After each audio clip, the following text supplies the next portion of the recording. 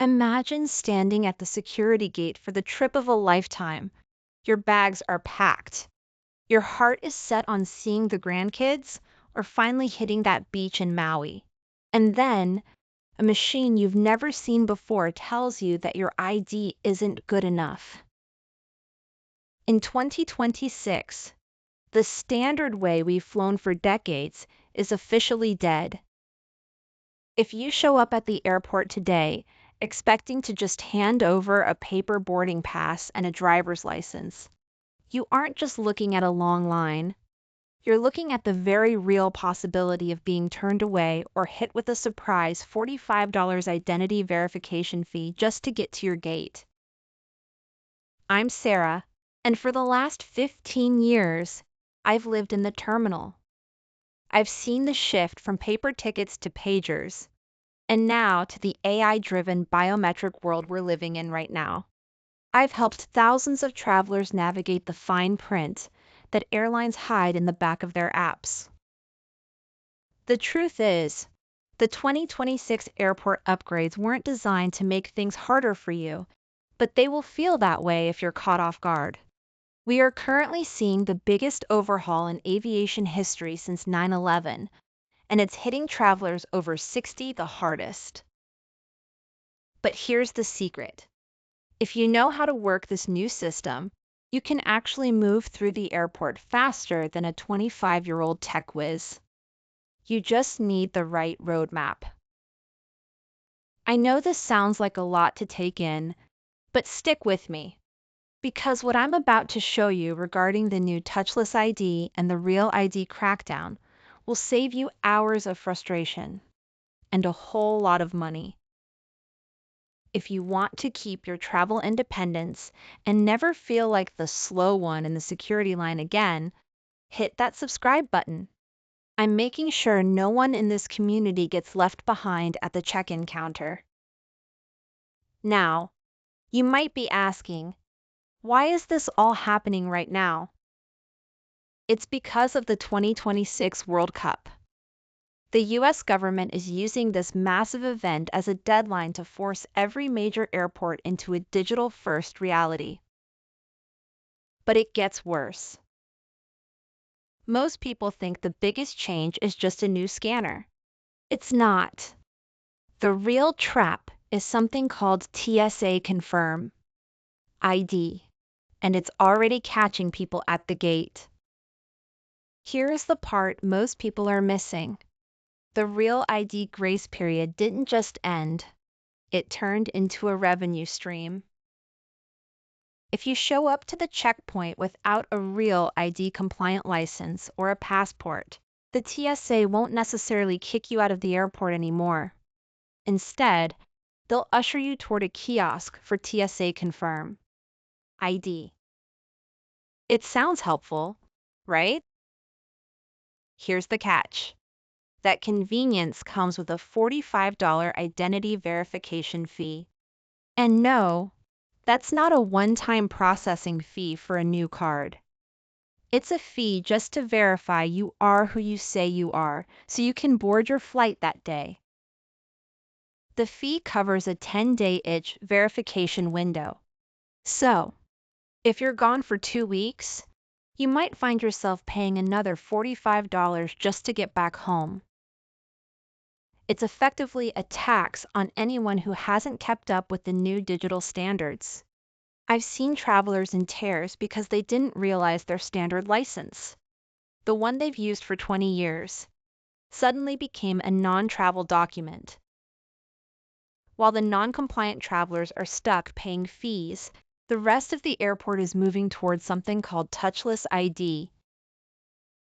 You've probably seen the new clear glass gates popping up in hubs like Atlanta, LAX, and Charlotte. This isn't just a fancy way to scan your ticket. These machines are performing a biometric handshake between your face and the photo on file with the Department of Homeland Security. For those over 60, this is where the frustration usually boils over. The system is designed to be frictionless, meaning you don't show a boarding pass or an ID to a human.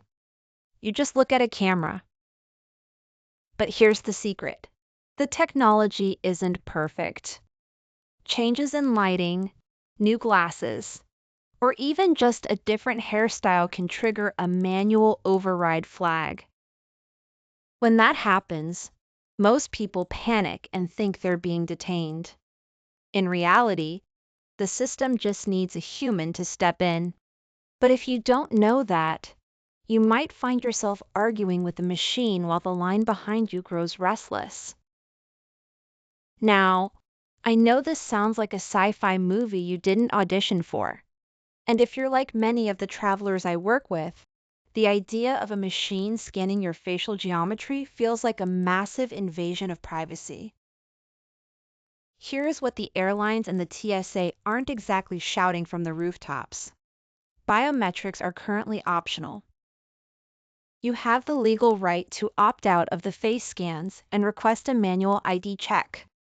But, and this is a big but, you have to know how and when to ask.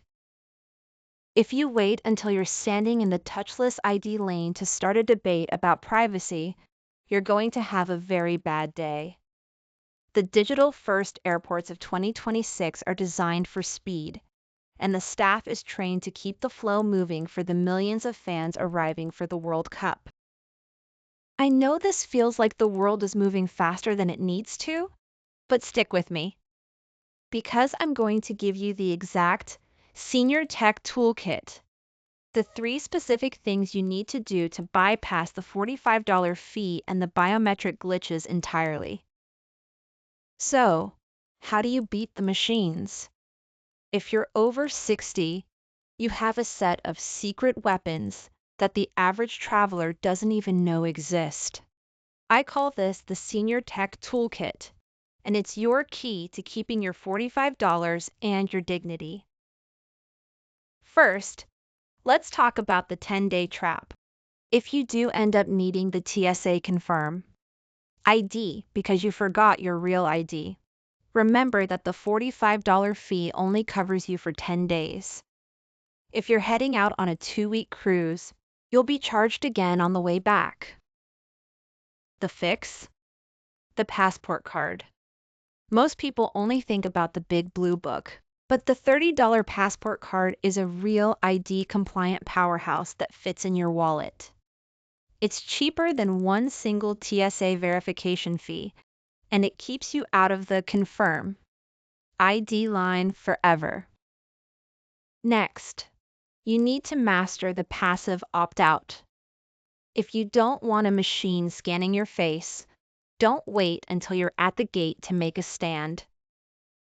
Go into your airline app, whether it's Delta, United, or American, and look at your profile.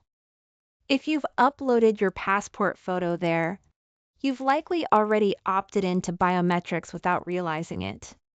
Delete that photo. By removing the digital link, the machine can't handshake with your file, forcing the system to default back to a human agent and your physical ID. It's a clean, confrontation-free way to stay private. Before you head to the airport, you need to know where the hot zones are. As we speak, 65 airports have fully committed to this touchless overhaul to prepare for the World Cup crowds. If you are flying through Atlanta, ATLL, Charlotte, CLT, or LAX, you are entering the belly of the beast. These hubs are the testing grounds for gate-to-curb biometrics. In these cities, the manual lanes are often tucked away or poorly marked.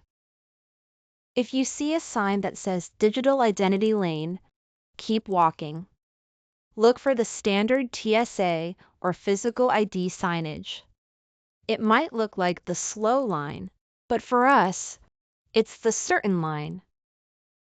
The world is changing, and 2026 is proving to be the great digital divide for travelers. But remember, technology is a tool, not a master. You've spent decades navigating the world.